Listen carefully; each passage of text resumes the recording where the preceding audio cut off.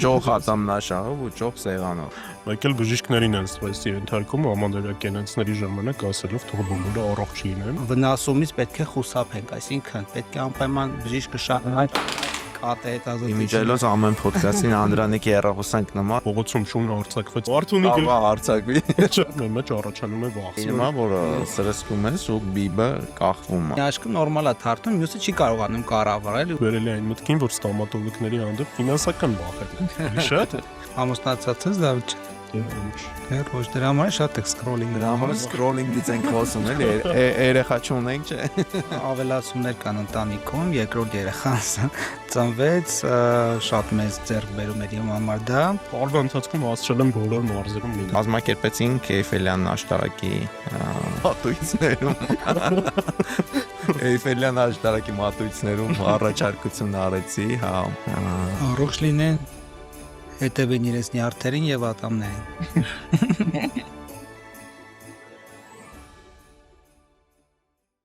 Բարև ձեզ սիրելի ընկերներ, այսօր մեր տարեվերջյան ամանորյա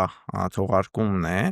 ամփոփելու ենք մեր տարին, ինչպես նաև որպեսզի զրույցը ավելի հետաքրքիր եւ ձեզ համար պրոդուկտիվ լինի, հրավիրել ենք շատ լավ հյուր, մեր լավ ընկեր, բժիշկ նյարդաբան Դավիթ Ալոյանին, ով աշխատում է Դավիթյանց լաբորատորիաներում, կխոսենք ամանորյա թողուբոհից, ինչպես նաև ստոմատոլոգիայի եւ նյարդաբանության խաչվող կետերից։ Դավ ջան, ողջույն։ Ողջույն Կարեն ջան, ողջույն Անդրանիկ ջան, շնորհակալ եմ հրավերի համար եւ հուսով եմ, որ այսօր հետաքրքիր ու բովանդակալի զրույց կունենանք։ Այո, այսօր շատ ենք խոսելու ամանորյա ստրեսից ազատվելու հիմնական մտքերի մասին, հա, եւ այդ հարցով Դավիթը մեզ ինձ թվում է շատ կօգնի։ Անդրադառնանք հենց օրինակ հայերը ինչն են սիրում, այսինքն ոնց են պայքարում իրանց դեմ, որ նոր տարուն ստրեսի չենթարկվեն, որովհետև շատ տարածված է, որ մի հատ նախքան ամանորյա ստրես է լինում, մի հատ էլ հետո ամանորից հետո աշխատանքի վերադառնալու ստրեսն է, սա ասում եմ ոչ միայն որպես աշխատող, այլ նաև որպես գործատու աշխատակիցների համար եւս բարդ է, ոնց որ այդ էտապը։ Շատ լավ, եկեք սկսենք նրանից, որ ամենամեծ ստրեսը երևի թե հենց ամանոր ասվածն է ինքը իրենով, ու ստրեսի հետ կապված մի բան էլ ասենք, ընդհանրապես ստրես ասելով հաճախ նկատի ունենք բացասական երևույթներ, բայց եթե խորանանք հոգեբանության մեջ, այսինքն 20-րդ դարի սկիզբ, երբ որ ստրեսի տեսությունը ստեղծվեց, կանադացի Հանս Սելիեն, ով որ ստրեսը բաժանում էր երկու մասի, էուստրես եւ դիստրես, այսինքն դիստրեսը բացասական երևույթներն են, էուստրեսը դրական երևույթներն են։ Ցանկացած մեր կյանքից տարբերվող իրավիճակ, մեծ ուրախություն կամ հակառակը մեծ վիշտ մեզ բերում է ստրեսի վիճակի։ Ինչը տեղի ունենում նոր տարվա ժամանակ եւ մինչեւ նոր տարին, մենք տարվա ընթացքում տարբեր տեսակի էուստրեսներ ու դիստրեսներ ենք կուտակում։ Այսինքն տարվա անհաջողություններ կամ հակառակը հաջողություններ եւ նոր տարին հենց այն պահանջը, երբ որ կուլմինացիան է գալիս, ամեն մեկը ինքը իրեն հարց է տալիս, ինչ հասցրեցի անել տարվա ընթացքում, ինչ չհասցրեցի անել, որտեղ տապալվեց։ Ու այն գաղափարը, որ թե ամանորը ոնց կդիմավորես, տենց մյուս տարին կլինի, ինչ որ հայերի մոտ տենց կարծիք կա, ու ամեն ինչով ուզում են տենց իդեալական լինի, բռնած ատամներից, հա, սա գալիս են, ասենք դեկտեմբերի սկիզբ, ու ամբողջ կյանքի այդ ատամնաշարը, որ վնասվել է, ուզում են մեկ ամսում բուժեն եւ ամանորը մտնեն լավ ատամնաշար։ Որպեսզի ջող ատամնաշաղով ու ջող սեղանով։ Այո, միտումը իրականում լավն է, մենք ուզում ենք, որ նոր տարվա պահին, նոր տարվա գիշերը ամեն ինչ իդեալական լինի, եւ հենց այդ մղումը ձգտումը, այդ պերֆեկցիոնիզմն էլ ստրեսի հիմքերից մեկն է։ Որովհետեւ պետք է հաշվի առնենք, որ կյանքը իդեալական չի, կյանքը լավ ու վատ երևույթներ ունի, պետք է ընդունենք այնպես, ինչպես կա։ Եթե մեր ամանորյա սեղանը իդեալական չի, չի նշանակում, որ ինչ-որ բանում թերացել ենք։ Այդ նաև բանն է հայերի սիրած, ավելի ճիշտ մյուս ազգերը չգիտեմ, կամ հայերը կամ այդ սովետական երկրները, որ ասում են այս տարի դժբախտություն չլինի, ոչ մի խնդրեմ չլինի, միշտ ամենալավը, իրանք այդ ասելով արդեն իրականությունից կտրում են դիմացինին, որ ոնց կարող ասենք խնդրեմ չլինի, կարա լինի, բայց կարա լինի լուծելի եւ անլուծելի, ասենց բանում։ Ու այտենց ասելով արդեն իսկ ստրեսի են ենթարկում, հետո տարվա ընթացքում մի բան լինում է։ մեկ էլ բժիշկներին են սթրեսի ենթարկում ամանորյակենացների ժամանակ ասելով թող բոլորը առողջ լինեն, չէ՞։ Չէ, իրականում մեր ցանկությունը բոլորին առողջ տեսնելն է, ուղղակի մարդիկ հաճախ հենց տարբեր խնդիրներով պայմանավորված բախվում են տարբեր առողջական խնդիրների։ Ու ատամների հարցը ի դեպ ասեմ շատ ակտուալ է, ավելի ակտուալ, քան կարող է թվալ, շատ ակտուալ։ Ես այս տարվա ընթացքում մի լավ բան եմ հասցրել անեմ, ինքս իմ համար առաջին հերթին լավ բան, հետո նոր մնացել մարդկանց։ Ես հասցրել եմ Հայաստանի տարբեր մարզեր շրջագայեմ իմ կոնսուլտացիաներով, Էջը կայմ է, բավականին լավ, ակտիվ։ ամբողջ Հայաստանում հասցնում եմ մեծ ցանկությամբ, մեծ դժվարությամբ, բայց հասցնում եմ, կարևորը սիրով։ Ու Հայաստանում տարբեր հատկապես մարզերին է վերաբերվում, տարբեր տեղեր տեսնում եմ տարբեր մարդկանց, որոնք որ դիմում են օրինակ նյարդաբանի գանգատով, քիթ-կոկորդական ջբն բժշկի գանգատով, բայց ունեն տարրական ատամների հետ կապված խնդիրներ։ Այսինքն խայտառակ վիճակի ատամնաշար, բազմաթիվ բացակա ատամներ, հարմատների հետ կապված բորբոքումներ, բաց թողնված վիճակում, այնպես որ Հայաստանում ատամնաբուժության առումով հսկայական անելիք կա ու համոզված եմ, որ մարզերի մեր գոլեգաներն էլ բողոքում էին։ Դե հա, ինձ թվում է ամենակարևորը դա փոքր հասակից ոնց որ պետքա հետևեն ատամներին, հա, հիմնական Հայաստանում ամենամեծ խնդիրը դա է, որ միշտ թողնում են միջև ցավ կամ կորուստ չի լինում, իրենք չեն հիշում ատամների մասին, բայց այլ զարգացած երկրներում, հա, ոնց որ փոքր տարիքից, դպրոցական տարիքից, չգիտեմ, մանկապարտեզից դաստիարակության մեջ դրվում է, որ նախ պետք է շատ ուշադիր լինել, միշտ խնամել ատամները, երկրորդը պրոֆիլակտիկ այցերը պետական մասշտաբով ինձ թվում է ավելի շատ է, այսինքն խթանում են դրան, որ խնդիրը փոքր փուլերում լուծվի, բայց մեր մոտ դա չկա, դա երևի արտադիր ապահովագրության մեջ պետք է ինչ-որ ձևով մտնի, որպեսզի ավելի շատ սկսեն ատամներին հետևել։ Ինչ-որ ապահովագրության հարցեր էին, չէ՞, քննարկեցին ոնց որ ժողովուրդը, ոնց որ տարեկան իրանց եկամուտներից, ոչ բոլորս մեր եկամուտներից, ինչ-որ մի մասը պետք է տանք բանին, պետությանը, որ ինքը կարողանա այդ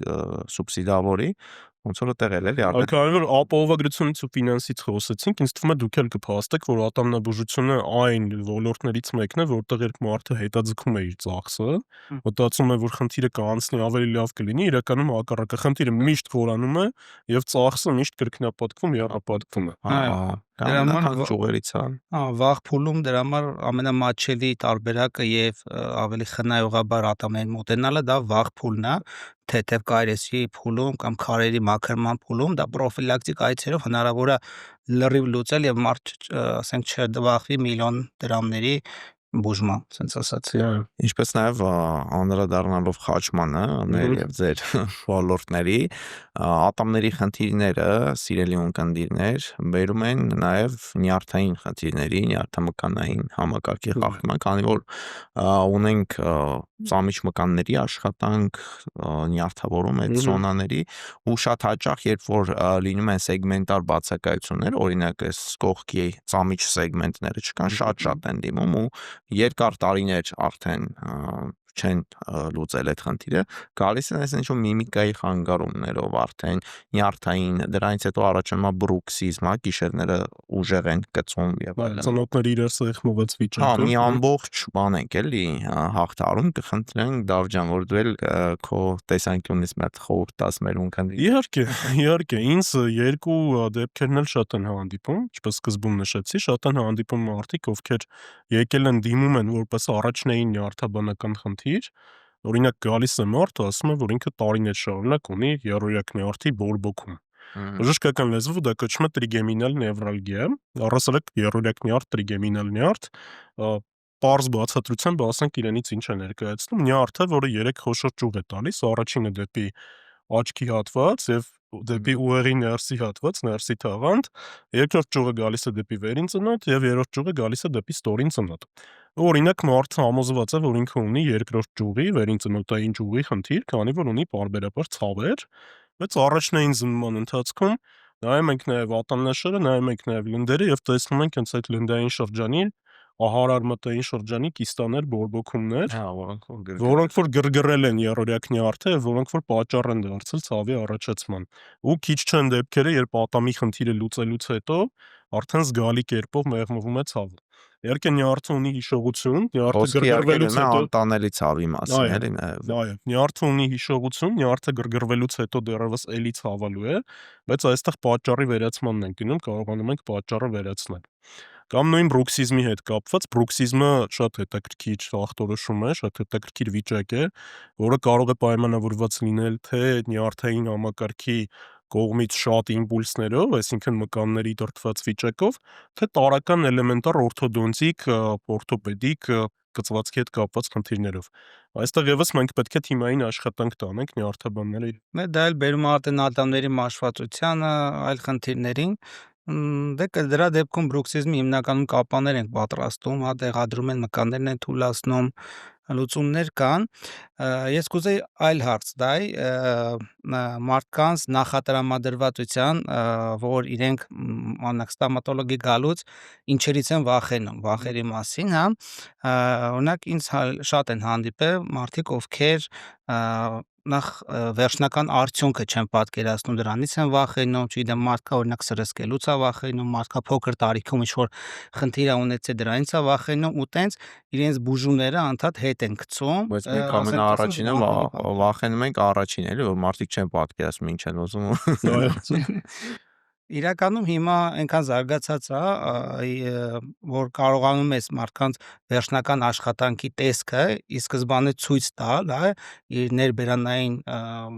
վաքսա մոքափներով, եւ նաեւ պրոֆեսիոնալիզմը, որ դու կարողանում ես ճիշտ ներկայացնել, այս վախերը մի քիչ քչանում են։ Այդ մասով ինչ խորհուրդ կտաս մեզ։ Վախերի մասով իրականում դուք շատ լավ եք ամեն ինչ անում, ես հետևում եմ եւ ձեր էջերին եւ հետևում եմ ձեր կլինիկայի գործունեությանը, փորձ ենք ունեցել նաեւ Կարենի հետ համատեղ միջոցառման ենք մասնակցել, որտեղ երկուսս էլ հանդես էինք գալիս որպես բանախոս։ Շատ հետաքրքիր անցավ։ Ու շատ տպավորված եմ ես Կարենի պրեզենտացիայով, որովհետեւ Կարենի պրեզենտացիան հենց պացիենտի բուժառուի վախերի մասին էր, այն բոլոր մտքերի մասին էր, որոնք որ կարող են առաջանալ, ու այսպես ասած մաստեր կլաս էր, թե ինչպես բժիշկը բուժառուի հետ աշխատելով կարող է վերել ճիշտ կետի հասցնել բուժումը։ Վախերի մասով ասեմ, ամենամեծ երևույթը, որը որ վախ է ծնում մարդու մոտ, անորոշությունն է։ Ընդհանրապես, եթե օքեբանությանը անդրադառնանք, վախը ինչ է, վախը տագնապի զգացում է, հաճախ այն սցենարներից, այն վիճակներից, որոնք դեռ չեն էլ եղել։ Ոչ թե իրական վախ, օրինակ փողոցում շուն հարձակվեց, իրական վտանգ եղավ կամ վախեցանք, այլ ենթադրյալ։ Մենք այդ նույն շանը տեսնում ենք, մտածում ենք, որ կարող է հարձակվել, մեր մեջ առաջանում է վախը։ Հաճախ այդպես է նաև ստոմատոլոգիայում կամ նյարդաբանության մեջ։ Մարդը ունի Կարող է հարձակվի։ Կամ հարևանները ինչ-որ մի բան են ասել, որը, չգիտեմ, 1000-ից մեկի հետ կարա պատահի, եւ ինքը մտածում է հենց դա կարա իրեն հանդիպի։ Այո, օրինակ իմ դեպքում, նյարդաբանության դեպքում մարդը ունի գլխացավ եւ վախենում է ենթադրյալ ուռուցքից։ Առաջին միտքը, որ առաջանում է, որ գլուխը ցավում է, գլխում կարող է ուռուցք ունենալ։ Ստոմատոլոգի դեպքում ունի ատամի խնդիր եւ իրենց թեթև զգացնել տվող եւս երկու ատամ, առաջին վախերից մեկը այն է լինում, հիմնականում իմ շփումը մարդկանց հետ բերել է այն մտքին, որ ստոմատոլոգների հանդեպ ֆինանսական վախեր են շատ։ Այո, միտք է լինում, որ անկեղծանում են, էլի, մեր անկեղծանում գալիս է։ Միտք է լինում, բժիշկ թիվ ասեցին գլխացավ։ Ստրեսի մեջ միտք է լինում, որ օրինակ ինչ որ պրիմիտիվ խնդիրը բժիշկը պետք է բարդացնի, պարտադիր, եթե սովորական կարիես է, կարող է սովորական կարիեսը ի վերջո ավարտվել ատամի իմպլանտացիայով։ Հա, Այդ վախը կա, անորոշության հանդեպ վախ ֆինանսական ծախսերից, կոնկրետ Ընկերներ, ստոմատոլոգիայի որպեսզի չվախենաք, ֆինանսական վախեր չունենաք, շուտ դիմեք բժշկի եւ լսեք դոկտոր Անդրանիկին։ Այո։ Այդ մի վախն է, երկրորդը վատ հետևանքների հետ կապված վախը, որ կարող է, օրինակ նույն իմպլանտացիայի դեպքում, հա, որ կարող է օրգանիզմը չընդունել իմպլանտը։ Այդպիսի մի հարց եմ ուզում տալ, իդեպ քանի որ դուք իմպլանտացիայի վրա մեծ շեշտ եք դնում, օրինակ անցնող տարվա ընթացքում ունեցել եք այդպիսի դեպքեր, որ տեղադրեք իմպլանտացիա, անեք իմպլանտացիա, տեղադրեք իմպլանտ, կամ եզակի, կամ Olon 4 կամ Olon 6 տարբերակով, եւ օրգանիզմի կողմից չընդունվի իմպլանտը, այդ դեպքերում ինչ է արվում օրինակ։ Բնականաբար լինում են նմանատիպ դեպքեր,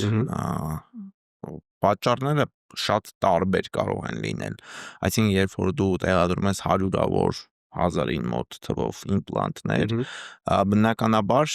չկա մի երևույթ, որի մեջ այդ կոնվերսիան չլինի, հա, այսինքն կա բնականաբար շատ քիչ տոկոս, չի անցնում մոտ 2-3% չափը, լինում է, որ իմպլանտը չի սերտաճում, պատճառը այստեղ կարող է լինել տվյալ հատվածի ոսկրի քանակը, հա, օրգանիզմի օրինակ թուլությունը, որ օրգանիզմը չկարողանա ընդունել տվյալ հատվածում ինչ որ արմենիան խոռոչի մոտ տեղադրել է ինֆեկցիա, այսինքն շատ բազմապատճառ է եւ հստակ ասել գծվածքի այդ հատվածի վրա ծանրաբեռնվածություն, որ օրինակ բուժառուն ունի սովորույթ, որ երկար տարիներ այդ կողմը բացամել, հիմա առաջացել է խնդիր այդ կողմը մենք վերականգնում ենք, նաեւ վերականգնում ենք հաջորդ մյուս հարևան զոնան, ու այդ դեպքում բալանս է պետք պահել, նույնիսկ եթե լինում են դեպքեր, որ ժամանակավոր ատամներով չես ծանրաբեռնում, հա, այդ կողմը ինքը միևնույնն է շարունակում ավելի շատ օգտագործել, ինքը այնպես չի որ վատ անում կամ սխալ անում, հա, պարզապես սովորույթ է, ու դրա հետևանքով գեր ծանրաբեռնվում է նոր լավացող զոնան եւ իմպլանտը չի սերտաճում, ինչը արվում է այդ դեպքում, բնականաբար չինտեգրացված իմպլանտը հեռացվում է, մաքրվում է, եթե այդ պահին տվյալ անատոմիական զոնաներում նորն է տեղադրվում, եթե ոչ, ապա մաքրվում է, կատարվում է պլաստիկա, ոսկրի ավելացում, շատ դեպքերում մեր չենք էլ ավելացում, թող մենք օրգանիզմը ինքը վերականգնի, եւ տեղադրում ենք նորը անցնելով ասենք 2 ամիս, 4 ամիս եւ այլն, հիմնականը բազմափուլ պրոցես է մինչեւ իմպլանտացիան, որպեսզի խուսափենք այդպիսի դեպքերից ու դրա համար էլ մեզ մոտ չինտեգրացված իմպլանտների թիվը շատ քիչ է, այն բժիշկը, այն վիրաբույժը որ կասի вообще տենց չունեմ, տենց դեպք դա բնականաբար անկեղծ չի լինի, մենք կաթեհետազոտությունից հետո բավականին խորը ուսումնասիրում ենք, թե որ հատվածում արժի դնել, որ հատվածում չարժի, ռիսկի չենք գնում, օրինակ եկել էր մի բուժառու մոտ շաքարը 18-ից բարձր էր, ասում դոկտոր ջան, չեմ խմում, տեղ չեմ էլ ուզում խմեմ, էլի, ես ռիսկերը կիսում եմ, ոնց որ իմպլանտացիան անենք, ես չարեցի, էլի, չգնացի այդ ռիսկին, ասեցի պետքա էնդոկրինոլոգի հետ ոնց որ այդ ամեն ինչը լինի, որովհետև հետագայում այդ խնդիրը նաև իմ խնդիրն է դառնալու։ Այսինքն այսպեսի մի եզրակացություն երևի փորձեմ անել, որ թե ատամնաբուժությանը կարող է վերաբերվել, թե բժշկական ցանկացած բնագավառի վախերի առումով, հա, մենք մեզ ապահովագրում ենք այդ բոլոր տեսակի սցենարները սկսում ենք դիտարկել, նաև ամենավատ սցենարներն ենք դիտարկում։ Օրինակ իմպլանտացիայի դեպքում ի սկզբանե մտածում ենք այն ուղղությամբ, որ կարող է չսերտաճի եւ դրան համապատասխան անց ենք կացում համապատասխան ստուգումներ։ Սկսած շաքարի մակարդակի որոշումից վերջացրած արդեն ոսկրային համակարգի գնահատում։ Դե հա, բայց ավելի շատ կապ ունի ինչ ստերիլությամբ են այդ ամբողջը տեղադրել, հա, ոսկրի այրվածքներից, այսինքն այդ ծակելու ընթացքում պետք է սառեցումը ճիշտ կատարվի, ուզում եմ ասեմ շատ պատճառներ կան, հա, չկպնելու պետքա բժիշկը ամբողջը ճիշտ հետևի, պրոտոկոլով անի, որ այդ ռիսկերը մաքսիմում կչանա։ Իսկ չկպնելը ինքը տենց շատ վախենալու բան չի իրականում, որովհետև դա ալրիվ անցավ է լինում, հա, պացիենտը անգամ չի հասկանում կպելա թե չի կպե, օրինակ մի քանի ամիս անց որ գալիս են, արդեն բժիշկն է ռենտգեն հետազոտությամբ, հա, կամ արդեն բացելուց, լնդաձևավորիչները տեղադրելուց այդ ամբողջը տեսնում է ու ինքը անցավ է լինում, ուղղակի հանում ենք, կամ ոսկր ենք ավելացնում, սպասում ենք կամ արդեն այ կողքի հատվածում ենք տեղադրում, ուզում ասեմ դա այդպես վախենալու բան չի, այլ վախենալու բան կարա լինի օրինակ ներվի վնասումը, օրինակ ստորին ծնոտում երկար ժամանակ ատամների բացակայության հետևանքով ծամող հատվածում մանդիբուլյար ներվն է, որը երրորդ նյարդի երրորդ ճյուղն է, ձեր ասած, իրեն վնասումից պետք է խուսափենք, այսինքն պետք է անպայման բժիշկը շարունակ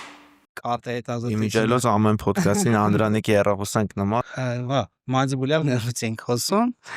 շեղվեցինք։ Պետք է անպայման ճիշտ միլիմետրով այդ ամբողջը չափվի, որպեսզի ծակելու ընթացքում, հա, չվնասվի մանդիբուլյար ներվը, որովհետև կարա լրիվ թմրացություն առաջանա, լինում են դեպքեր, երբ իմպլանտն են ավելի շատ ձգում, սեղմում է ցավեր են ունենում մանդիբուլյար ներվից։ Շատ կարևոր բան ասացիք։ ավարտեք լրացին կան, Ուզում եմ ասեմ, Ահա. հիմնականում ներվի վնասումն են մի քիչ ավելի բարդ խնդիրներ իմպլանտացիայի ժամանակ, պետք է ճիշտ ուսումնասիրել կատեն, տեղադրել շատ մտածված, 3 անգամ չափել, 1 անգամ տեղադրել, եւ հիմա այդ կապակցությամբ ոնց որ ավելի շատ իմպլանտացիայի մեջ գալիս է շաբլոններով տեղադրումը, այսինքն իրենք բարձրացնում են ճշգրտությունը, բժիշկների սխալման ռիսկն են քչացնում, մենք հիմա ոնց ասած աշխատում ենք հիմնականում շաբլոններով, որպեսզի խուսափենք բարդություններից։ Ես կուզենամ Դավջան նաև ասես բանը, որ երբ որ վնասում ես երրորդ նյարդը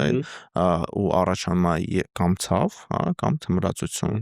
երկուս դեպքում էլ ոնց պայքարենք, ինչ վախեր կարող լինի, իհարկե դա շատ անցանկալի բարդություն է, Աստծուն փառք դեռ չենք ունեցել ու նաև դրանով պայմանավորված էլ մենք նախընտրում ենք տեղային ազգայացմամբ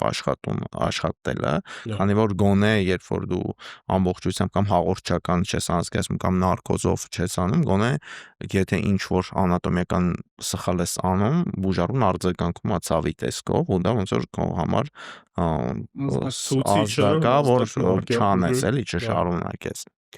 Բուժման մոտեցումների հետ կապված նախ ասեմ, որ ցանկացած տեսակի նևրալգիա, հատկապես եթե գործ ունենք երրորդ նյարդի հետ, որը շատ նուրբ նյարդ է, իրականում շատ հզոր նյարդ է, գլխուղեղից դուրս եկող նյարդերից ունի ամենամեծ ցողունը, այսպես ասած նյարդային, բայց երբ որ հասնում է արդեն ծայրամասային իր նյարդավորման մակարդակներին, դա առնում է շատ նուրբ նյարդ, վնասումից հետո վերականգնումը տևում է շատ դանդաղ։ Անկամ եթե ճիշտ դեղորայք է նշանակված, որը պետք է ազդի թմրածությունը անցկացնելու կամ ցավը մեղմացնելու վրա, եւ այստեղ մենք գործ ունենք ոչ թե սովորական ցավի հետ, այլ նեյրոպաթիկ ցավի հետ, այսինքն նյարդի վնասման ցավի։ Ես չեմ ուզում դեղորայքի անուն տալ, որպեսզի չլինի գովազդ կամ ինքնաբուժման չգնան մարդիկ, պարզապես դեղորայքային խմբով կասեմ, նևրալգիաների դեպքում սովորական ցավազրկողները բավարար չեն, հաճախ անգամ հակաէպիլեպտիկ կամ հակացնցումային դեղերն են ցածր դոզաներով նշանակվում, որոնք որ նյարդը կարողանում են որոշ չափով անջատել։ Եվ այստեղ կարևոր է լինում ինչը, կարևոր է լինում հասկանալ նյարդաբանի համար, վնասվել է նյարդը ու վերջ, թե շարունակվում է վնասվել։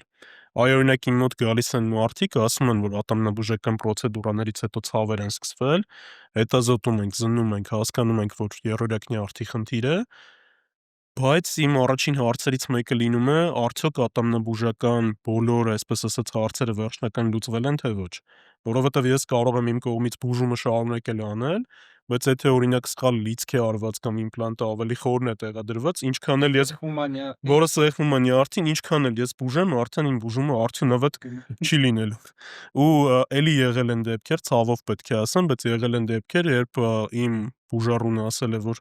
ատամնաբուժս ասել է, խնդիր չկա, հաստատ մեր կողմից ոչ մի բան չկա, գնա դիմիր նյարդաբանի, ուղղորդել եմ այլ ատամնաբուժը տեսել է հստակ խնդիր, որը վերացնելուց հետո Արդեն շատ մոլորեցնող է էլի ձեզ էլ, որովհետև իրանք ասում են դուք չգիտեք պատկերը ոնց է ստացվել, բայց ասենք մենք ըստ կարող ենք նայել ու ասել ոնց է բուժված։ Այսինքն կարելի է եզրակացություն անել, եթե տենց խնդրի մարդ առնչվում է, օրինակ ստորին ծնոտում իմպլանտ է տեղադրել եւ թմրածությունը, չգիտեմ, չի անցնում 10-15 օր, հա, ատամնաբուժի տեսանկյունից ես կարող եմ ասել, որ ինքը կարող է գնալ եւ իմպլանտը այդ ժամանակում սերտաճած չի լինում եւ կարելի է մի քանի վինտ հետ քաշել, որպեսզի, չգիտեմ, նյարդին սեղմված չմնա, էլի մի տարբերակ է։ Այսինքն, ինչքան շուտ խնդիրը փորձեն լուծեն, այդքան ավելի հեշտ կարողանան դա լուծել։ Այո, վերջնական։ Այո, մեր բնակ հայերի մասին խոսեցինք, մեր բնակչության, մեր ժողովրդի, այսպես ասած, պացիենտական բուժառույական առանձնահատկություններից մեկը ասեմ, իհարկե ոչ բոլորի, բայց շատերը միշտ երկրորդ, երրորդ կարծիքի կարիք ունեն եւ դժվար են համոզվում։ Օրինակ ատամների եւ նյարդերի հետ կապված խնդիրների դեպքում ասեմ այսպես. եթե դուք դիմեք առաջին, երկրորդ, երրորդ նյարդաբանին, 90-99% հավանականությամբ ձեր բուժումները չեն տարբերվելու, որովհետև կա ստանդարտ պրոտոկոլ նևրալգիայի կառավարման համար, բայց ես կհորդորեմ դիմել երկրորդ, երրորդ ատամնաբուժին, եթե նևրալգիան առաջացել է ատամնաբուժական խնդիրներ լուծելու ընթացքում, որպեսզի հստակ լինի, արդյոք ինչ որ բան այս պահին տվյալ պահին վնասող կա, թե ոչ։ Լավ ջան, մեկ էլ կուզենամ, որ ասես այդ նյարդը շարունակում է վնասվել, չէ՞, այսպեսի բան ասեցիր, օրինակ, երբ որ տեղադրվել է, վնասումից հետո, շարունակում է Օր- վնասվել մի սցենար, երկրորդ Ահա. սցենարը մի անգամ վնասվել է, վնասումից հետո դեռ շարունակում է ցավել, այսինքն Հա. նյարդի հիշողության են ասում։ հա, հասկացա, Հիմա կոնկրետ այս շարունակում դեպքում է ենթադրենք վնասվել։ իմպլանտը տեղադրվեց, վնասեց նյարդին, Մհմ. կամ օրինակ անզգայացնող, ենթադրենք մանդիբուլյար անզգայացում արվել, ասեղով կպել ես նյարդին, իհարկե այդ շատ թեթև բան է, որպես կանոն խնդիր չի առաջացնում, պատահում է, բայց ենթադրենք դու հեռացրեցիր այդ իմպլանտը կամ բան արեցիր,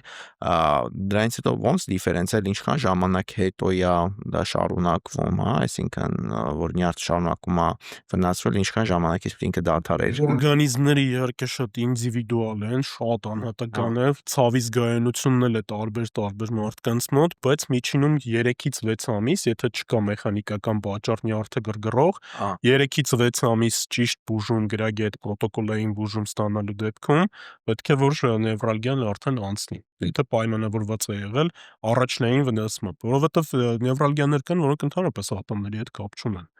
Տրիգեմինալ նևրալգիայի շատ պատճառներ կան։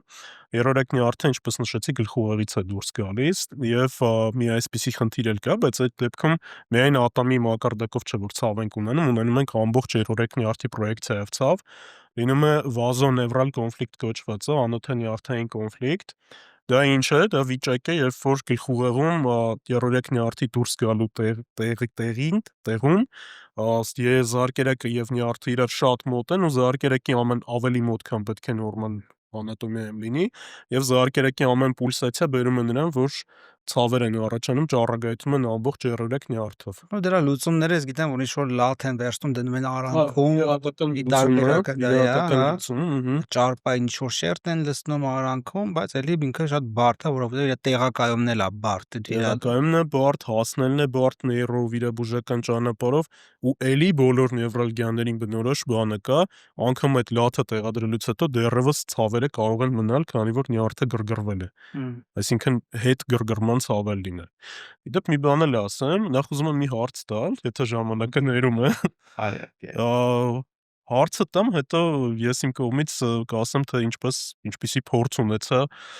անզգայացման, որը որ լիովին փոխեց իմ պատկերացումը նյարդաբանական նյարդային հիվանդների մասին։ Երևի մի քիչ ինտրիգ գցեցի, միանգամից ասեմ, մի քանի տարի առաջ, 2-3 տարի առաջ, 6-րդ թե 7-րդ ատամի, փոշոր ատամներից մեկի հետ կապված աշխատանք էր արվում ու ձեր ասած հաղորդչական անզգայացում արվեց, հաղորդչական անզգայացումը ծնոտների միջև, հա, այս հատվածից, որ պետք է ամբողջությամբ նյարդի ընթացքով անջատեր, ես ստացա հաղորդչական անզգայացումը, մի քանի ժամ չէի զգում դեմքիս մի փոքր հատվածը, այս հատվածը, ու դուրս է եկել ատամնաբուժարանից, քայլում էի, հետո հասատուն օրվա ընթացքում արդեն թմրածությունը փորձում էր անցնել, շուտ տարօրինակ զգացողություններ էի ունենում, եւ առաջին անգամ իմ մաշկի վրա զգացի, թե այն մարդիկ, ովքեր որպես նյարդաբան ինձ դիմում են ու ասում են օրինակ դեմքս թմրում է, ինչ կարգի տհաճ զգացողություն են ունենում։ Երևի բժշկությունը մեզ բժիշկներիս, ովքեր որ բժշկական կրթություն են ստացել, մի քիչ էմոցիոնալ առումով բթացրել է։ Ճիշտ է, բոլորս փորձում ենք մաքսիմալ ապրումակցում ունենալ, բայց մի քիչ էլ էմոցիոնալ առումով բթացած ենք, որովհետև օրվա ընթացքում երբ 10 անգամ, 20 անգամ լսում ենք, որ ցավ, թմրածություն, դրանք ոչ թե ինչ-որ շոշափելի, ոչ թե ինչ-որ ռեալ զգացողություններ են ըստ թվում, այլ աբստրակտ բառեր են արդեն դառնում մեր համար, բայց տվյալ մարդու համար դա մի ամբողջ իրադարձություն է, որը որ իր ամբողջ առօրյան կարող է ֆիզիկապես զգում ես էլի այդ ֆիզիկապես ամեն դու ինչը, զգում կամ ես չես ինչ-որ բաց ես զգում։ Այդ հաղորդչական անզգայացման հետ կապված մանդիբուլյարը լինում են դեպքեր, երբ որ խորն են անզգայացնում եւ անզգայանում է նաեւ աչքը թարթելու մկանները, առաջին պացիենտը այտենց եղել է իմ մոտ, որ սենց արդեն զգում եմ, որ մի աչքը նորմալ է թարթում, մյուսը չի կարողանում կառավարել ու իր մոտ պանիկա է սկսում։ Իրականում կարա շատ մարդկանց մոտ տենց լինի, որովհետեւ այդ նյարդերը շատ մոտիկ են իրար, ու անզգայացնող նյութը կարող անգամ այդտեղ հասնի, դա վախենալու չի, ուզում եմ ասեմ, մի 2 ժամ անցնել, 2 ժամ հետո ասում Բայց կոնկրետ իմ փորձը ինձ օգնեց հասկանալ, թե ինչ են իրականում զգում բուժառուները, բիբն լինում է, որ սրսկում ես ու բիբը կախվում է, հա, դա վերին ծնոտի հաղորդչական անզգացումների մեջ։ Հիմնականում ստորին ծնոտի հետին հատվածները բավականին հաստ ոսկրով են հաստ ու կոմպակտ, այսինքն սպունգանման ոսկրը քիչ է, կոմպակտ հաստ շատ է, երբ որ դու պարզապես տեղային հենց այդ ատամի կողքից ես սրսկում, դեռ այդքան լավ չի ներծծվում, էլի, այդ դեպոն, որ ստեղծում ես, այդպես չի ներծծվում, հետևաբար դու պետք է անես հաղորդչական, ազդես այդ նյարդի ցողունի հատվածում, երբ որ մի քիչ խորն ես անում, արդեն այդ օվալ անցք, կլոր անցք, այդ հատվածներն ես հասնում ու միանգամից մի քանի նյարդ է թմրում ու մի ժամից չի անցում բնականաբար, էլի, դա շատ երկար կարա պահպան։ Ու դա է, չէ, երևի հենց պատճառը, որ սա դիտողների համար եմ երևի հարցնում, երևի դա է, չէ, հենց պատճառը, որ ստորին հատվածների հեռացումները ատամների հետ կապված տարբեր աշխատանքները ավելի ցավոտ են լինում, քան իհարկե ոսկրի շերտը ավելի շատ է, իհարկե 8-րդ ատամների հեռացման մայստրոն մեր դիմաց նստած է, ով ինքը ասի, ոսկրը այնքան հաստ է, որ սերտաճումը ատամի եւ ոսկրի բետոնանման է, ժողովրդական լեզվով ասեմ, ու ավելի տրավմատիկ է իր հեռացումը։ Հարցը, որը ուզում էի տալ, չտվեցի, պատմեցի իմ փորձի մասին, հա,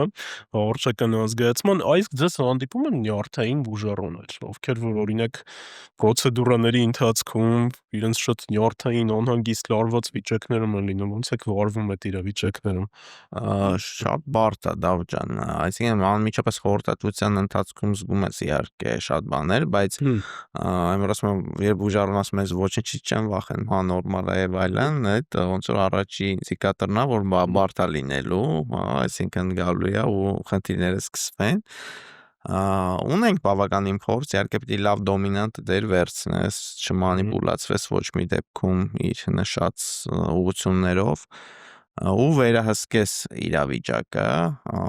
բայց մեր մասնագիտության սպეციფიკան այն է, որ աշխատում ես արթուն պացիենտի հետ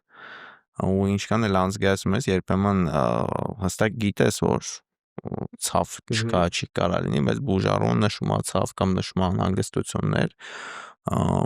շատ տանում է դա մեր առողջությունից, շատ է, ինչքան էլ որ փորձ ունենաս, բայց երբ որ սիրում ես աշխատանքդ, կարողանում ես վերահսկել։ Ուղղակի նաև ասեմ, որ խնդիրը մենակ ցավի մեջ չի, պացիենտներ կան, որ, չգիտեմ, ջրից են օրինակ նեղվում, օրինակ աշխատում ես, պետքա ջրով աշխատես, որպեսզի ներվը չվնասվի, հա, ատամի գերտաքացումից խուսափես, ինքը ջրից խեղդվում է, չի կարողանում շնչել, մեկը դա պատճառ, չգիտեմ, կա լեզվին կպնում ես, չգիտեմ, փսկման ռեֆլեքս առաջանում հետին ատամների մոտ, այսինքն խնդիրները այնքան շատ են, որ դու պիտի պացիենտի հետ աշխատես, որտեվ ամիսներ ենք աշխատում, մինչև ամբողջ աշխատանքը ավարտում ենք, հա, ամբողջ ատամնաշարը սարքում ենք։ Հարցը գիտեք ինչու տվեցի նաև, ավարտեք կասեմ նրանց։ Ուզում ասեմ, աշխատելու ընթացքում բժիշկը այնքան հմուտ պետքա լինի, որ հասկանա պացիենտի համար, որ կետերն են խնդրահարույց, հա, եւ փորձի այդ խնդիրները ավելի քիչ առաջացնի պացիենտի համար, որպեսզի ինքը ավելի դիմանա այդ ամբողջ պրոցեդուրային։ Այ օրինակ ինձ երբեմն ծանոթներից թեկուզ, ոչ միայն բուժառուներից, հարցնում են, որ պետք է ատամնաբուժական երկար ինչ-որ պրոցես լինի, երկար պառկած մնան հեռացում եւ այլն, ինչ-որ հանգստացնող դեղ խորհուրդ կտակ, որ ընդունեք այդ ժամանակ։ Ես այդ պարագաներում թակուն էլի։ Այո, գալիս են թակուն մեզ մոտ, բայց ասեմ, որ ի պատիվ ինձ, ասեմ, որ ես այդ պարագայում խուսափում եմ խորհուրդ տալուց, ավելի ճիշտ ասում եմ, որ անպայման ատամնաբուժին այդ հարցը ուղեք, որովհետեւ տարբեր դեղեր կարող են ձեր ներարկած անզգայացնողի հետ ռեակցիայի մեջ մտնել եւ բացի այդ կարող են նաեւ կլինիկական պատկեր աղավաղվել։ Սովորաբար երբ մարդը ատամի ցավ է ունենում եւ պետք է գնա ատամնաբուժի, ես այդպես գիտեմ, եթե ճիշտ գիտեմ, ասեք ճիշտ է թե ոչ, ես գիտեմ, որ պետք է ցավազրկող չընդունել, ցավազրկող չընդունած վիճակում գնալ ատամնաբուժի, որպեսզի ճիշտ է, իհարկե ունեք գործիքներ ժամանակակից, բայց ամեն դեպքում որպեսզի մարդը ավելի օբյեկտիվ նշի, թե իր ցավը ինչպիսին է, որտեղ է տեղակայված։ Շատ հաճախ գալիս են, ասում են, «Եկա դոկտոր ջան, ցավը անցավ», ասում են, այն անում եք չի ցավում բաներ, sense, հա։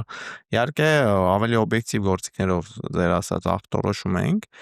բայց ցանկալի է։ Դա է, ու խորհուրդ եմ տալիս, որ ինքնուրույն ատամնաբուժական պրոցեդուրայի գնալուց առաջ որևէ տեսակի հանգստացնող կամ ցավազրկող սեփական նախաձեռնությամբ չընդունեք կամ եթե ընդունում եք տեղեկացրեք անպայման ձեր ատամնաբուժին։ Եթե մենք ուզում ենք տենց նախապես իրենք թմրած գան կամ նյարդային ավելի հանգիստ լինեն, պրեմեդիկացիոն այդ ամեն ինչը իրենց ցուցում ենք։ Ну, ընդհանուր ցավազրկողներ ես տալիս եմ օրինակ մեծ վիրահատությունների ժամանակ, որովհետև անզգացնող նյութը որ ներարկում ենք արդեն լորձաթաղանթի տակ կտրվածք ենք անում, արյան հետ ինքը բավականին շուտ է դուրս գալի ու այդ ցավային խնդիրները կարող են առաջանալ էլի։ Դրա համար ընթացքում լինում է դեպքեր, երբ ընդհանուր ցավազրկում տալիս ենք, որպեսզի ցավային շեմի իջացնենք, էլի։ Կուզեի նաև մի վերջում էլ դիմային նյարդի մասին խոսենք, որովհետև սա էլ տարածված իրավիճակ է։ Մարդիկ դիմային նյարդի խնդիր ունենալով, վնասում ունենալով, դրանից օրինակ մի շաբաթ առաջ որևէ ատամնաբուժական պրոցեդուրա անցած լինելով, երբեմն վերագրում են մեղքը ստոմատոլոգին։ Արդյոք դիմային նյարդին կարող է ստոմատոլոգը որևէ առնչություն ունենալ իր աշխատանքի ընթացքում։ Նախ ասենք, որ դիմային նյարդը չի ցավում։ Դիմային նյարդը պատասխանատու է միմիկայի մկանների աշխատանքի համար հիմնականում լեզվի որոշ մասն է նյարդավորում եւ չի ցավում։ Դավ ջան, ուղիղ ձևով չէ, այսինքն այդքան խորը կամ ագրեսիվ բաներ չենք անում, ազդեցություն կարող լինի հեմատոմաների տեսքով, էլի, այսինքն երբ որ մենք աշխատում ենք ինչ-որ զոնայում, այդ հատվածում վիրահատության ժամանակ, ատամների հեռացման ժամանակ նույնիսկ եթե միկրոհեմատոմաներ են գոյանում, ինքը բնականաբար ճնշում է խոշոր հատվածին։ ծավալը մեխանիկորեն ճնշում է, այսպես ասեմ։ Բայց եթե փոքր գործ է արված, օրինակ ընդհանրապես սովորական պուլպիտի հետ կապված աշխատանք կամ կարիեսի շտկում եւ դրանից 1 շաբաթ անց ինչ որ պատճառով դիմային նյարդի վնասում է եղել, դա խնդրում եմ երբեք չվերագրել ստոմատոլոգներին եւ չկարծել, որ երբ որ նյարդաբանն էլ ասում է, որ դա ստոմատոլոգիայի հետ կապ չունի, որ մենք պաշտպանում ենք այս մարդկանց։ Մենք այս մարդկանց չենք պաշտպանում, պաշտպանության կարիք չունենք, այն որ գրագետ եւ ճիշտ են աշխատում։ Հիմա այդ նյարդային պացիենտների հարցը որ տվեցիր, մի հատ հակադարձեմ նմանատիպ հարցով, TikTok-ում եւ նմանատիպ հարթակներում կաս չէ, ակտիվ ես։ TikTok-ում չէ, Facebook, Instagram, այո։ Հիմա այն օրը կարդում էի մի հատ վերլուծություն, որ այդ արագ վիդեոների թերթելը մարդկանց ասում են նյարդային ու շատ ցրված։ Ինքս էլ ունեմ այդ սովորույթը, հիմա աշխատում եմ իմ դեմ։ Հիմա ինչքանով մենք կարանք մեզ վերահսկենք, այսինքն դրանից զերծ մնանք, որովհետև եւ բժիշկների մոտ որ գալիս են абսուրդ բաներ են խոսում, այդքան շատ ինֆորմացվելուց եւ իրոք էլ այդ մուլտիթասքինգը, որ դու ուզում ես միանգամից մի քանի բան ես տեսնում, հետո գործում ես ուզում ես միանգամից մի քանի բան անես, հստակ խնդիր է առաջացնում, այսինքն անընդհատ ինչ-որ դոֆամին է ստանում։ Ես համաձայն եմ սրա հետ, բայց մի քիչ վերապահումներով, իրականում կան մեծ գիտական հետազոտություններ արված ոչ Հայաստանում, արևմտյան երկրներում, որ երկարատև սկրոլինգը կարող է բերել ուշադրության վատացման, կենտրոնացման վատացման, բայց ուզում եմ ես հարցին մի քիչ ավելի համապարփակ նայենք, չպրիմիտիվացնենք այն մակարդակի, որ սկրոլինգը վատ է, սկրոլ մի արեք։ Ինչու ասեմ նաև ինչու, որովհետև օրինակ ես մենք Կարենի հետ նույն կուրսից ենք եղել, նույն կուրսում ենք սովորել եւ օրինակ ես երկար տարիներ անց առաջին անգամ քո գործունեության ակտիվ ծանոթացա սկրոլինգի միջոցով անց։ Քանի որ դու ակտիվ ես։ Այսինքն սկրոլինգը ինչ է տալիս, սկրոլինգը ասած ավելի պարզ ասենք, թերթելը ինչ է տալիս, թերթելը մեզ տալիս է քիչ ժամանակում շատ ինֆորմացիա տարբեր ալիքներից եւ երբեմն չկառավարվող ինֆորմացիա։ Իհարկե ալգորիթմը հասկանում է, թե մենք ինչ ենք ավելի շատ դիտում, դա է առաջարկում, բայց մեր կողմից չկառավարվող նոր ինֆորմացիա, դա գիրքը չէ, որ մենք վերցնենք, գիտենք 1 ժամում ստանալու ենք հստակ այս ինֆորմացիան։ Ես սկրոլինգը միշտ համեմատում եմ հին ժամանակներում, մեր փոքր ժամանակներում, երբ որ հեռուստացույցը միացնում էինք ու բան էինք անում։ Հեռակառավարման վահանակով պուլտով ալիքներն էինք թարթում, մինչև որ մեզ հետաքրքիր ինչ-որ բան գտնենք, այսինքն այսպեսի խոսք կա, որ ասում են ամեն նոր բան լավ մոռացված ինն է, իրականում սկրոլինգն էլ դրան է նման։ Ուղղակի իմ խորհուրդը կլինի, որպեսզի ժամանակի առումով մենք մեզ սահմանափակենք։ Այսինքն ոչ թե սկրոլինգ մի արեք, ոչ թե մի նայեք կարճ հոլովակներ, այլ հստակ որոշեք, թե օրվա ընթացքում դրան որքան ժամանակ եք տրամադրում։ Երբ որ հստակ որոշում եք, որ օրինակ օրվա ընթացքում ես մի ժամ եմ դրան տրամադրելու, դա կարող է դառնալ շատ լավ գործիք ձեզ համար։ Կարող է դառնալ շատ լավ գործիք նոր ինֆորմացիա քաղելու, եւ ինչու՞ չէ նաեւ կենտրոնացումը, ֆոկուսը արագ տեղաբաշխելու միջև։ Բայց երբ որ դա տևում է 1 ժամից ավել, տևում է 2 ժամ, 3 ժամ, ընդհանրապես մենք կորցնում ենք կառավարումը, այդ դեպքում իրոք արդեն գալիս են ցրվածություն, գերօգնեցություն նման երևույթներ։ Այսինքն, այո, բացասական երևույթներ կան, բայց լիովին չբացառենք ու չենք էլ կարող բացառել։ Ես համոզված եմ, որ թե 3, թե այսօր եւ վաղն էլ երևի հենց ես էլ, դու էլ, Անդրանիկն էլ այդ նույն scroll-ինգը անելու ենք, ուղղակի այնքան ժամանակով ենք անելու, որպեսզի դեմս չվնասի։ Երբ որ ժամանակը տրամադրեք ձեր երեխաներին, ով չունի արդեն ունենա, Դավիթը ամուսնացածից Դավիթ ոչ դրա համար շատ է scroll-ing Դրա համար scroll-ing-ից ենք խոսում, էլի, երեխա չունենք, չէ։ Խոսենք նաև քո ապրելակերպից, Դավ ջան, շարքեր սկսել, որ սպորտի նպատակ է դրել եւ այլն։ Ինչ ապրելակերպ ունես, ինչ սիրած զբաղմունքներ ունես։ Անձնականից ոնց որ Անդրանիկ արդեն մտավ մի անգամից, Մաքսիմալ անկեղծ պատասխանեմ, շարքը սկսել էի 2024 թվականի ամռանը, լուրջ նպատակ էի դրել իմ առաջ վերջնական ազատվել ավելորդ քաշից եւ հենց դրա համար էլ շարք էի սկսել Instagram-յան վիդեոների, որ X ժամանակահատվածում ես սահմանել էի շատ այսպես ամբիցիոզ նպատակ 80 օրում 30 կիլոգրամ, 30 չստացվեց 20 կիլոգրամ քաշ կարողացա գցել 3 ամիս մարզվելով, բայց դա սովորական շաբաթը 3 անգամ մարզումները չէին։ Ամենօրյա կարելի ասել մարզումներ էին, 1-2 օր հանգիստ տալով, առավոտյան եւ երեկոյան եւ ուժային եւ կարդիո։ Դրանից հետո պետք է խոստովանեմ, որ սպորտը ժամանակավորապես լքեց իմ կյանքը կամ ես լքեցի սպորտը։ Էйֆորիան ստացար, այլի ապրել։ Էйֆորիան ստացա, բայց աշխատանքային մեծ ծանրաբեռնվածությամբ եւ անընդհատ նոր Չնայած այդքան եթե մարզեր ես գնում, արդեն սպորտ է, հա։ Ամեն դեպքում ֆիզիկական ամեն ծանրաբեռնվածություն չի որ սպորտ է, ես կարող եմ այսօր պատասխանատու ձեր եթերից հայտարարել, որ եկող տարի, այ որպես տարվա նպատակ, եկող տարի ես վերջնական կզբաղվեմ ինձնով, ռուսերեն ասում են возьми за себя, այսպես ասած возьму за себя,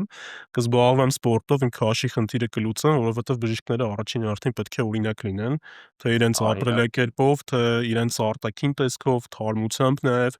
էներգիայով, էներգիան շատ կարևոր է, պացիենտները, բուժառուները պետք է առաջին հերթին մեր էներգիան զգան ու ստանան։ Դուրս գան մեր սենյակից մոտիվացված եւ բժշկին իրենց առաջ օրինակ ունենալով։ Նախասիրությունների առումով ընթերցանություն, նախասիրությունների առումով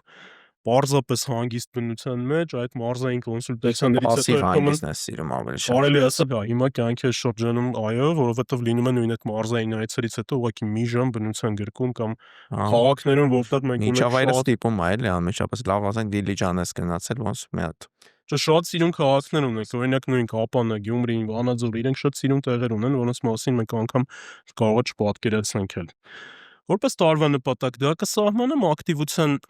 առումով էլ նախասիրությունների առումով էլ հիմնականում ընթերցանություն, պասիվ հանգիստ եւ այն ինչ դուք շատ լավ կերպով անում եք, այսինքն մեդիա ակտիվություն, ես էլ YouTube-ում իմ արտակուն ունեմ։ Ես նայում եմ։ Այո, մեր համակուրսեցին Դավիթը Տոնոյան, ուրոլոգ, Դավիթի համայնքությամբ ստեղծված ալիքը Doctor's Room-ը, այնտեղ էլ կարող եք իմ շարքի վիդեոները գտնել։ Շատ հետաքրքիր, այո, զբաղվում եք։ Եվ Դավիթին էլ հրավիրեք։ Հա, ինքը ինձ հրավիրել է, ամսի 5-ին իր մոտ եմ, հետո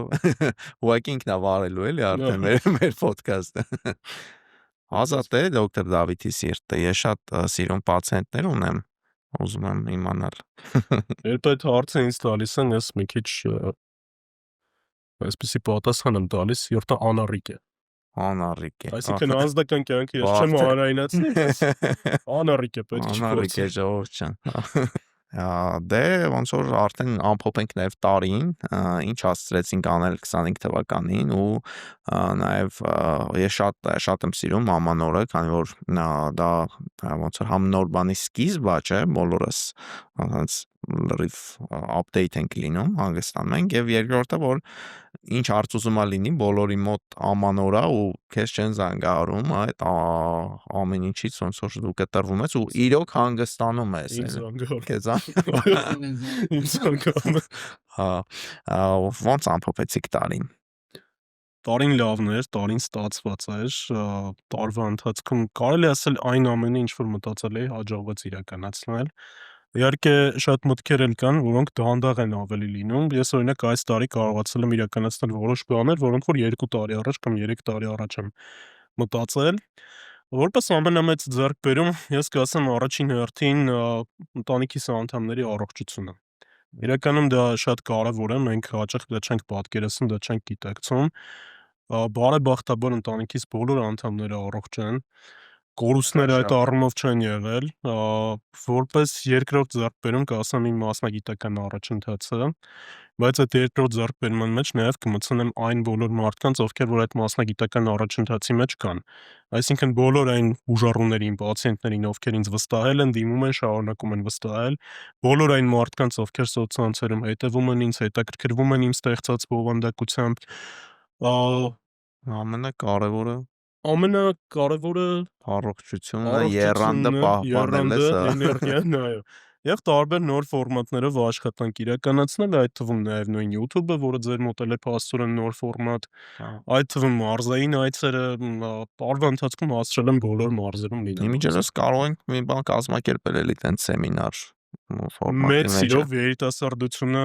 երևանից դուրս շատ է սպասում ակտիվության ու հաստատ շատ կարիք ունի, այսպես ասած, Մենք կգանք, չէ, դոկտոր։ Մի անգամ նախորդ տարի Դավիթը կազմակերպեց, ես հրավիրված էի, շատ եւ ինտերակտիվ անցավ։ կարելի է Երևանից դուրս անել այդ opinion leader, որ ասում են, լիդեր мнենի, իսկ դուք ձեր ոլորտում հանդիսանում եք այդպեսին, պետք է որ իրենք տարածեն իրենց արժեքները նաև Երևանից դուրս, Հայաստանը միայն Երևանը չէ։ Դուք ոնց Դե անցկացրեցիք ես տարի։ ձեռքբերումները ավելացումներ կան ընտանիքում, երկրորդ երեխան ծնվեց, շատ մեծ ձեռքբերում էր իմ համար դա, որովհետև ես ընտանիքի մարդ եմ, հա, տենց ասած։ Դե մասնագիտականը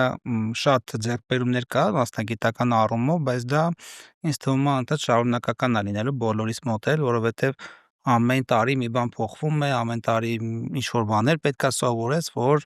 բժշկությունը դել է ավելի լավ անես։ Մի անգամից ասեք ինչ եք մաղթում մեր ունկնդիրներին։ Քո ձեռքբերումների մասին կարանջ։ Իմ ձեռքբերումները Շատ սիրուն ձեռքբերումները։ հա, Բավարիչ ձեռքբերումները։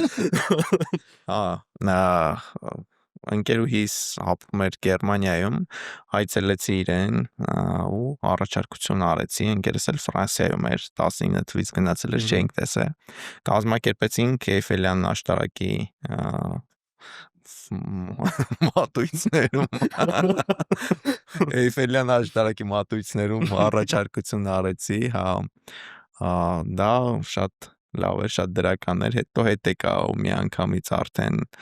մասնագիտական թողբոյի մեջ մտանք, այս տարի փորձություններ ենք ունեցել, երևի թվով ամենաշատ ստուգումների միջով ենք անցել, ու անցնում տարվեր, պատվով կորում։ հա, իհարկե որպես կանոն մեծ մոտ դա ստացվում է, շատ ուրախացա, որ այս տարի տուրիստական հոսքը, բժշկական туриզմի հոսքը շատ ակտիվ եղավ մեզ մոտ, դա մեր հետևողական աշխատանքի արդյունքն էր,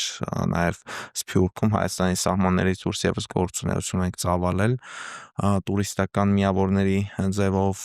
ու շատ ամբիցիոզ նպատակ ենք դրել Հայաստանը դարձնել բժշկական туриզմի կենտրոն,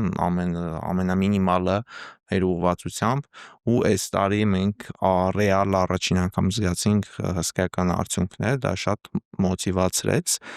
ընդհանուր առմամբ իմ մոտ այդքանն էր ու արդեն մաղթենք մեր ունկնդիրներին լավ տարի թող Առողջ լինեն, հետևեն իրենց նյարդերին եւ ատամներին։ շատ նպատակներ դնեն եւ հասնեն։ Տարին ավարտենք ներքին խաղաղության զգացումով, հիշենք, որ կյանքը իդեալական չէ, միշտ էլ լինում են սև ու սպիտակ գծեր, միշտ էլ լինում են դժվարություններ, կարևորը պահպանելն է տոկունությունը եւ այդ ամենը հաղթահարելը, ու ամենակարևորը նպատակ ունենալն է։ Ես բոլորին ասում եմ, եւ իմ բուժառուներին, եւ իմ շրջապատի մարդկանց ցանկացած խնդրի լուծում դառնում է ավելի հեշտ, երբ մենք ունենք նպատակ։ Հա, այդ ամենաբարդն է միանգամից ճիշտ նպատակ դնելու դրան գնալը։ Հավատալ է, որպեսզի հասնես նպատակիդ։ Եթե չես հավատում նպատակիդ, ուղղակի չես հասնելու։ Ես մաղթում եմ սիրելի ընկերներ, որպեսզի բոլորդ շատ մեծ երազեք, գնաք այդ երազանքներին, որովհետև լինում են պահեր, երբ ուղղակի ձեր հաշվարկները, օբյեկտիվ գործիքները ձեզ ասում են այլ բանի մասին, բայց երբ որ դուք հավատով եւ սիրով գնում եք դեպի ձեր նպատակը, ապա ամեն բան ստացվում է ու հենց այդտեղ է մագիան։ Շնորհավորում ենք գալիք 2026 թվականը, բոլորիդ մաղթում ենք առողջություն, երջանկություն եւ մեծ սեր։ Այսօրվա մեր թողարկումը ավարտվեց, կհանդիպենք արդեն 26 թվականին։